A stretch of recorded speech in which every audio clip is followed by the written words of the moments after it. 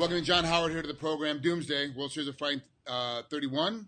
Thiago Meller, June 17th, Foxwoods Resort, but that's actually not the important thing. You just had what? Testing done and you're what? Clinically autistic. Why did you have the testing done to find that out to begin with?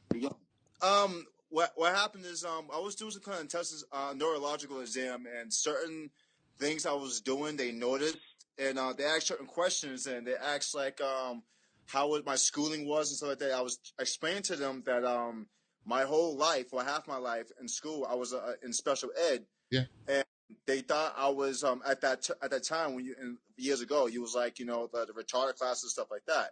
And at that back in the day, they didn't have stuff like autism, ADD, ADHD. They didn't have the confirming for that. So instead of like really digging into it, they just penalized me and put me in special ed classes. Well, come to find out, I'm clinically autistic. That's why I was in those classes. It wasn't like I needed special ed. I just needed certain training in medicine to better myself. And I just found that out. It's crazy, man. That's nuts because I'm same way. When I was in low school, they had me in special ed classes the whole way through, and they found out later that I have ADHD. And so like I have adult, it's adult ADHD now. It continues with you for the rest of your life. But my mom was real adamant about, no, you got to test him. You got to figure it out because he's not stupid. Like, I don't understand why you're trying to say that he needs to be in these special ed classes. It doesn't make any sense. She fought for years and finally got me tested. And they're like, oh yeah, he's got ADHD. Like he's just super hyperactive and has super short attention span. This is what it is. So, back then there was like special diets and they had things you had to do and like all sorts of. They thought it was sugar was the reason why I was so hyperactive, and so it's crazy now as you get older. How old are you? 34? 33. Okay, I'm 10 years older than you. I'm 44. So talking about 10-year difference. It was crazy what you had to do to get stuff in, and it was like we're talking about short bus. It was like short bus. That's what they had me on, man. It was nuts. So what does that mean now though that you're clinically autistic, but you don't have any signs of autism? I have friends that have autistic children. And you don't have any of those signs. You don't have any of those problems. Like, I have no problems. But what is through my training? Because they didn't put me to therapists and stuff like that. Through my training, my mother is so strict that basically she taught me the way to like overcome that, and I did. The reason I'm telling that because the story is because MMA and mixed martial arts helped me to really concentrate that and not fall into a certain category. Me finding out lets me know, like, wow, I had a disadvantage, but I tried to advantage, I think, and and I'm a good product of that. So it's crazy to find that stuff out years later, man, because they didn't have the technology or the understanding as they did today. Now they found it out. I'm like, wow, all this time I thought one thing, it wasn't. But the crazy part is when I got to high school, I started to get into regular classes, man. I was actually able to graduate and be all right. So it was bugged out, man. Hard training and just keep going, working hard, I was able to overcome a handicap I didn't even know I had at that time.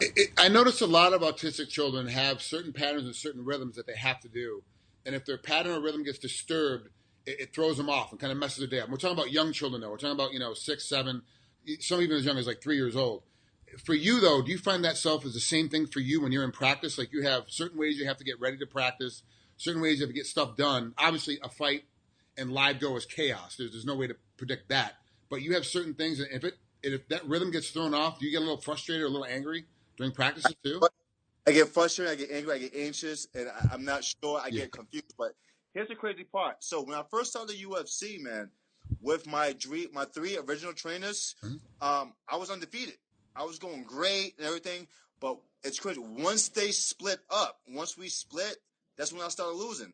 And then it took years to find a 3-coach system that worked for me. And that system is Sick Your Tongue. But for years, I was like, what's my problem? I'm a great fighter. That was the problem for years, man. And to find out on the basic neurological slam, I through certain questions and get tested and find out was like, that's some crazy stuff, man. I never knew that. But I'm just glad. I'm just proud of myself, You should be. But, I was able to overcome that and still have a life I had because now stuff makes sense to me now. But I'm just surprised, bro. I never thought that. There's that philosophy out there that what is it? Shots, the immunization shots cause autism, and there's like this different fields of that, and there's people that are like, well, it's not. There's two fences on that thing. Like either give your kids all their booster shots, or you don't give them their booster shots, and autism can happen. There's a whole different philosophy on that mindset. But it sounds like from your mom, who I don't believe that immunization stuff doesn't cause autism. But that's just my personal belief. But it sounds like with your mom, because she's so strict, and she was so like, this is what has to happen. This is what I need from you. But also gave you a level playing field to go out and discover yourself and find out things that work for you. She wasn't like, hey, you have to do A, B, C, D the way that I say you have to do it, but you need to get A, B, C, D done, but how are you going to do it, and let you go do that. It seems like that kind of gave you that ability to kind of, I can figure this out on my own, which gives hope to other parents at home that have autistic kids that watch this. They're like, oh, okay, there are other people out there that are high level functioning that can figure this stuff out and not be so stressed, because it's stressful when you have an autistic kid at a restaurant and they start having a meltdown. It is stressful for that parent. And of course, it's because we're like, don't act like that. You shouldn't have your kid out. They're going to act like that. It's like, it's a kid. Who cares? Like, they're doing whatever they do. I can eat my meal over here. You eat your meal over there. But that's awesome that you found this out and you graduated high school, have competed at a high level of UFC. And if you didn't say anything, I never would have known. It's not like I'm going to look and go, oh, like when some guys get popped on steroids, you're like, yeah, like we knew this already. Like, no surprise. Yeah, but we look at you, we're like, okay, what's the problem? We don't get there's any issue. That's awesome that you figured that out. Now, you say you had to go get neurological stuff done. Is it for the testing that you had to get ready for the fight? Yeah, that's what it was. So I got that, and it was just so you get neuroexam. They have certain questions and certain weird tests, balance tests. But it was just a conversation, like how I grew up and how I was in special ed class and stuff like that. And then they said I should get tested. I was like, all right, cool. Come to find out, I am. I'm like, wow. But that actually explains a lot, because I get freaked out when, like, if something's not playing right and it kind of differs just a little bit, I freak out a little bit, But through my mom and her training the way she is, I was able to overcome a lot. But, like, now I understand why I get freaked out, because certain coaches and certain things, doesn't matter how great they are, if I'm not used to it or it's not like a good plan, if it gets changes up, I freak out, Right. That explains like why I went undefeated, first in the UFC, because I had Pacific coach, and I told my coach, and listen, if y'all stay like this, I know I can become champion. Once they broke up, it messed my whole mental game up. Yeah. And then it was just from there, which is chaos, obviously saying, but now that I know that, I'm like, now I'm taking better steps, to do that. But the thing I want to tell the people is I'm not really gonna look into medication. They told me certain stuff, but Nope. I'm 30 years old, and I think I did pretty well for myself. Yeah. And I'm going with it. I'm just gonna deal with it. Now I know something I didn't know before, and I'm gonna keep going forward, man. But I want all the kids to know, and parents who had autism, that look at me, look what I did. I didn't even know I had it, and I was able to do it. I'm clinically autistic, so my autism is not as severe as most people's. But because I do have that trait, that explains a lot. But it's just a lot of stuff I learned that it helps out, and I'm a product of that. And it's pretty awesome that you get to go in now and talk to other parents and talk to the people that have autistic children. Like, look, this is what worked for me. They didn't even know I had it, and now I had to function. I had to find a way around it. So now it makes parents think: what happens if you never diagnose your child with it? Well, what happens? The parent knows that the child has autism, but they never tell the child. They just try to figure out a way without giving them that label, so that everyone else is around them. Oh, my kid has autism. My kid has autism. Now it's a label. If you take that label away, what will a child do? What happens with that child now if they doesn't have that label? What will their potential be if they have no label of being autistic? All of a sudden now they can do anything they want, because you go to front of somebody and go, look, I have an autistic child. All of a sudden they meet that child, like, oh, no matter what you do, no matter what happens, in the back of their head, they're like, that kid's got autism. All these problems are his. But if you take that label off, all of a sudden now they're like, oh, okay, well, maybe he's just hyperactive. Maybe I didn't explain it well enough to them. Maybe they don't understand what I mean by use the fork. Maybe they don't get these things. Let me sit down and try and explain them. You take that label off, it changes everything in a child's mind. It changes everything. Now, so you're looking at a guy that can go, that is badly autistic, to all of a sudden graduate high school and regular classes on his own. Like, it changes the entire world if you remove the label. And you're one of those guys now that can help. I don't want to put all that pressure on you. Like, now you get to be the spokesperson for autism, but it's like, for me, this is one of my. I only do my major charities I work for are Randy Couture's Veteran Awareness. That's the one I really push my time into, and autism. That's it. That's the only two charities I really push myself hard into all the time. So this, for me, on a personal level, this is huge. That all of a sudden a guy like you, as well spoken as you are, as athletic as you are, like, hey, I'm clinically autistic. Like, anybody can figure this out. I figured it out. Anybody can figure it out, kind of thing. That's awesome. That's incredible. Yeah, man. You can say the best, man. You just can't put labels on people. People, and you're right. When you set limitations, people, they just, once they meet the limitation, they plateau. Where my limitation was never set. My limitation was like, listen, you might have something wrong with it, but just keep going forward. My mother always told me for years and years and years, stuff might be improbable, but nothing is impossible. Right. That's my, nothing's impossible. It might be improbable. The odds might be against you, but you have to know that. But just know the impossible, it's you can't set that limitation. And because you set the limitation, I'm doing well. Yeah. After losses and everything, I'm real proud of myself to find that out. And you know what? The reason why I'm coming out with this story, because I want the world to know, the kids with special needs, the autism kids, and all that stuff, and anybody HAH, anything you have. That listen, my message is do not set limitations. Mm-hmm. Don't set limitations because you have a handicap. What they call it, I don't think it's a handicap. Yeah. Don't look at it as a handicap. Look at it as a advantage. Advantage that you have to learn to master, and once you master that, it can take you to the next level. Now, because I know what I have, maybe I could go to the next level and do stuff that, it could be unstoppable. It's crazy, man. So that's why I'm so excited. The thing is, too, that also now your coaches know what they're dealing with, so they can read up on it and understand your nuances and how to work around it. So now they can understand how to educate you better, work better, explain the technique better. Now you can talk about your girlfriends. You can all of a sudden work with your girlfriends. Your girlfriends kind of get, oh, that's why he does this when I do this thing. It's actually going to help your interpersonal relationships as well. It's going to make you, all of a sudden, you watch how much more of a man you'll be in like 6 months from now. Like, you're a man already, but watch how much more of a man you are, because now all of a sudden it's like, oh, I get him. Now you understand. So all your inner circle, all the little people, most of us, when you get to the level you're at, you don't have 100 friends. You've got 6 friends. And you have 1,000 people but you got 6 people you hang out with, and that's basically it. So like those 6 people will be like, oh, okay, now we know what's going on with John. Let's figure this out. Let's work together to kind of to be better around him, be better for him or around you. And it's going to make you grow. It's going to make you grow as a man now. It's going to be even better. I can't wait to see what happens with you now athletically, what happens with you now, spiritually and emotionally as you go through this process now. This is going to be huge. This is a huge thing. Yeah, man, it's a huge, man, and I'm excited. At first, I was ashamed and stuff like that. It was weird, but I just feel like, I need to let the people know, like some people will find out, but listen, I went through life, put it up, and just be quiet about it. I'm not going to be quiet about it. I'm just going to tell the truth, Yeah. And I also want to tell the world, don't treat me different because I'm autistic. Don't do that for me. Don't feel sorry for me. Don't treat me no different. Treat me the same way you was treating me. Just know that I beat it. Not beat it, but I conquered to the point where I'm able to function in a world that could be chaotic, and I can make better sense of it and still have a good focus and still go do my goals.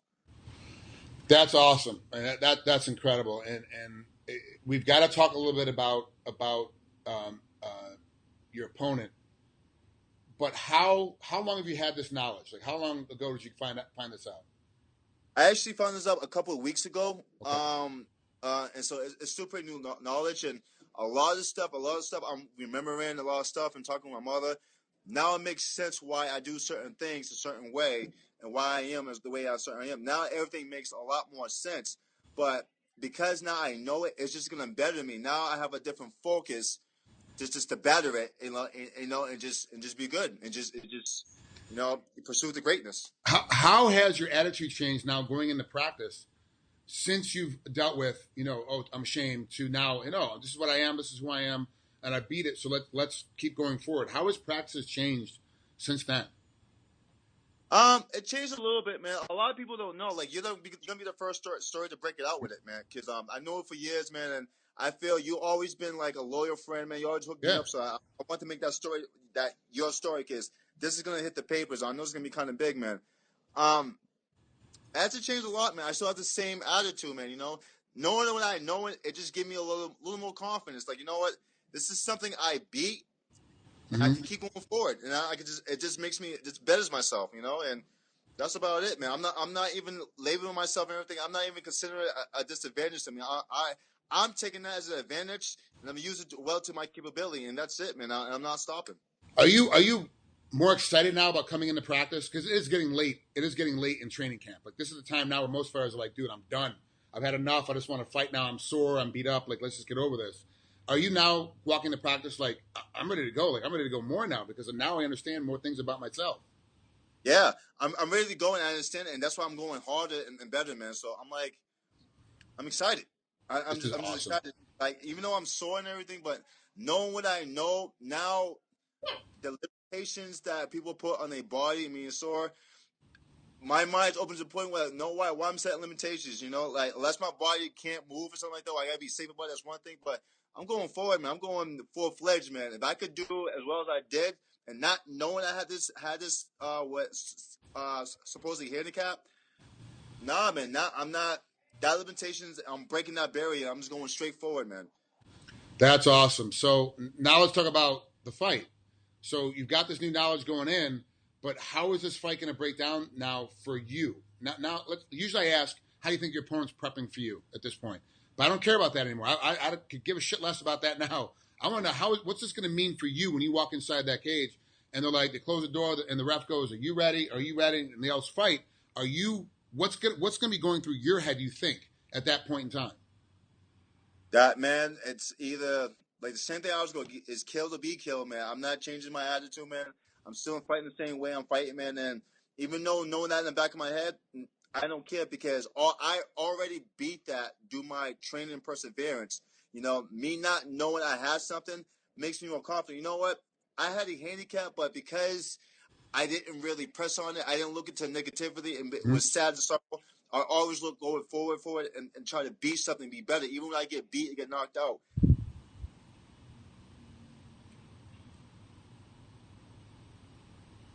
Oh, looks like we lost him there for a second, a little frozen. I'm sorry, someone was calling me, but all right. Oh, it's okay. But yeah, man, I'm just looking going forward, man, and I'm concentrating. I can't wait, man. Thiago Meller, I respect him, I watch him, and I think he's good. I personally think I'm gonna win, but you never know in the fight game. But I'm just going into the fight, man. I'm training for a 15-minute war. I know he is too, and I can't wait. I really can't wait. That's John Howard getting ready to fight Thiago Meller coming up in World Series of Fighting Championships 37. I can't wait to see this fight. I was excited to see it anyway, but now I'm really going to be glued to the table. I'm really going to be looking at everything that you do, every step, every motion. I'm going to be glued to every part of this fight now, specifically because of this. So this is great for me, man. This is an awesome thing to watch you now going forward. What's going to happen? What's going to happen with John Howard as he steps forward now with this new knowledge? This is great. You know what? You got to have a great rest of your training camp. You got to have the power and fortitude to get through the last couple of days of being sore. We're about 10 days away from the event. But then when you get up there and they get inside that cage, man, just have fun. Just enjoy yourself. And that's what I'm going to do, man. I'm going to keep going forward, man. I love the sport. I love being a martial artist and an MMA fighter, man. And I can't wait, man. And to all the fans, man, listen, don't look at your handicaps as a dysfunctional thing, man. Look at it as a challenge and just beat your challenge. I'm living proof. I had a handicap I didn't even know, and I beat it. You know, and now that I know it, you know, I didn't consider myself autistic. I just look at something like MMA. MMA is a challenge in itself, and sometimes you guys have to go for it and beat that challenge. And I did through my perseverance training. And now knowing what I'm doing, now there's nothing stopping me. I'm going forward as hard as possible. John, thanks so much for coming on here, man. I really appreciate it. Have a great rest of your day, a great rest of your camp. We'll be talking after the fight's over. All right. Thank you, brother.